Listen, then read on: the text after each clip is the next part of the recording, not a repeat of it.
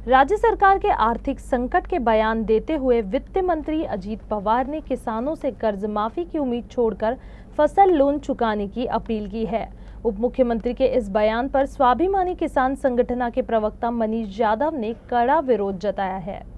काल बारामतीमध्ये अजितदादांनी आपल्या अभिभाषणामध्ये उपस्थित शेतकऱ्यांना 31 मार्च पूर्वी कर्ज भरण्याच्या संदर्भाने सूचना केल्या।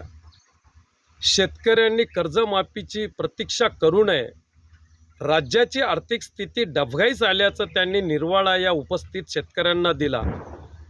खऱ्या अर्थाने प्रासंगिक आणि तकलादू योजना निवडणुका जिंकण्यासाठी त्यांनी राबवून या राज्याला दिवाळखोरीकडे नेण्याचा पाप या महायुती शासनाने केलेला आहे। मताचा जोगवा शेतकऱ्यांचा पदरात पाडून घेण्यासाठी त्यांना सरसकट कर्जमुक्त करण्याचं आश्वासन राज्याचे लोकप्रिय मुख्यमंत्री देवेंद्र फडणवीस साहेबांनी दिला।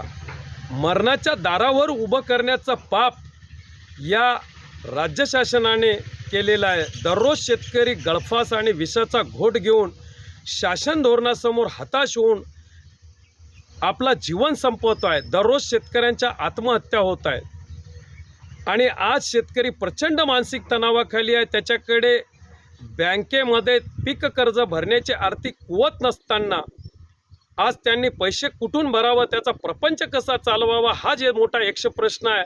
तर बँकेचं कर्ज भरणं तर दूरची गोष्ट आहे, कारण त्याला कृषी धोरणाने या शेतकरी विरोधी धोरणामुळे तो पूर्णतः या राज्याच्या कारभार चालवणाऱ्या या राज्यकर्त्यांच्या भूमिकेमुळे अडचणीत आलेला आहे। त्यामुळे मी राज्य शासनाकडे अशी मागणी करतो स्वाभिमानी शेतकरी संघटनेच्या माध्यमातून की त्यांनी तातडीने शेतकऱ्यांचा सातबारा सरसकट कोरा करून त्याला कर्जमुक्त करावं।